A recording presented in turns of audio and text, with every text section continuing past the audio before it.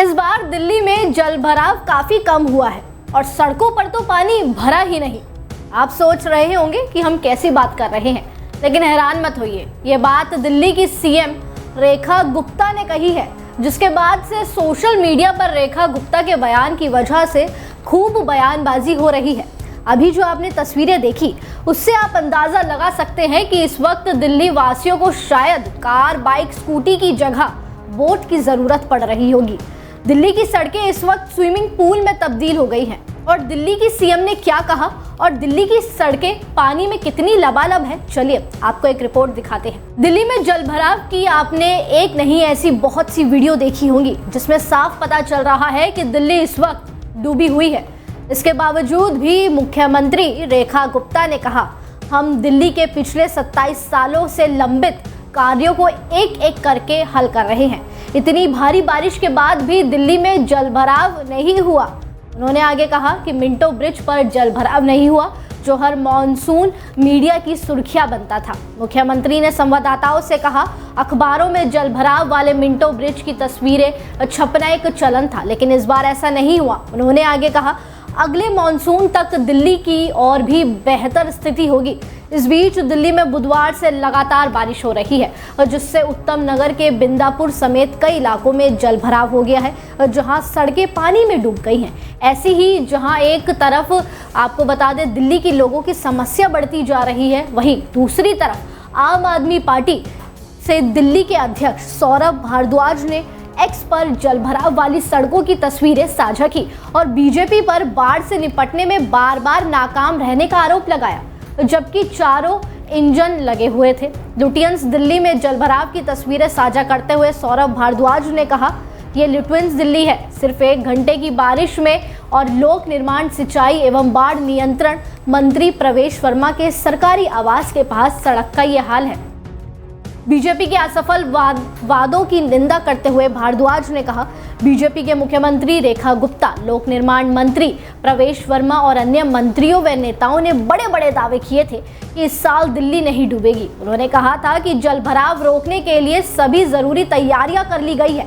अगर सब कुछ ठीक था तो सिर्फ 1 घंटे की बारिश में दिल्ली में बाढ़ क्यों आ गई। ये सभी बातें आपको बता दें कि आम आदमी पार्टी के अध्यक्ष सौरभ भारद्वाज ने कही है। उन्होंने सीधा सीधा निशाना पीडब्ल्यूडी मंत्री प्रवेश को बनाया है और साथ ही साथ दिल्ली की सीएम रेखा गुप्ता को बनाया है। उन्होंने एक वीडियो साझा की है, जिसमें पीडब्ल्यूडी मंत्री प्रवेश वर्मा के घर के बाहर के हालात आप लोग देख सकते हैं। अभी तक तो हमने रेखा गुप्ता का बयान देखा, चलिए अब बात करते हैं पीडब्ल्यूडी मंत्री प्रवेश वर्मा का क्या कहना है। प्रवेश वर्मा भी दिल्ली में मिंटो रोड का जिक्र करते थक नहीं रहे हैं। चलिए आपको एक और रिपोर्ट दिखाते हैं। आलोचकों को चुप कराने और बेहतर नागरिक तैयारियों का प्रदर्शन करने के लिए दिल्ली के लोक निर्माण विभाग यानी कि पीडब्ल्यूडी के मंत्री प्रवेश साहिब सिंह वर्मा ने बुधवार को राजधानी के सबसे कुख्यात monsoon check point Minto bridge underpass से एक शॉर्ट वीडियो रिकॉर्ड किया, ताकि ये दिखाया जा सके कि वहां कोई जलभराव नहीं है। मंत्री का ये औचक निरीक्षण बुधवार शाम दिल्ली में हुई भारी बारिश के बाद हुआ। अपने कार्यालय द्वारा साझा किए गए वीडियो में श्री वर्मा अंडरपास से गुजरते यातायात को दिखाते हैं। क्लिप में श्री वर्मा कहते हैं, दिल्ली में मॉनसून का स्वागत है। पिछले 1 घंटे से बारिश हो रही है, लेकिन मिंटो ब्रिज वही अंडरपास है जहां हर मानसून में बसें पानी में डूबी दिल्ली दिखाई देती थी। अब कोई यहाँ जलभराव नहीं है। मिंटो ब्रिज अंडरपास लंबे समय से दिल्ली में जलभराव की समस्या का प्रतीक हो रहा है और मॉनसून के दौरान लोग वहां डूब भी गए हैं। लोक निर्माण विभाग ने कहा है कि इस साल नालों की सफाई, वर्षा जल लाइनों की मरम्मत और संवेदनशील इलाकों में उच्च क्षमता वाले पंप लगाकर एहतियाती कदम उठाए गए हैं।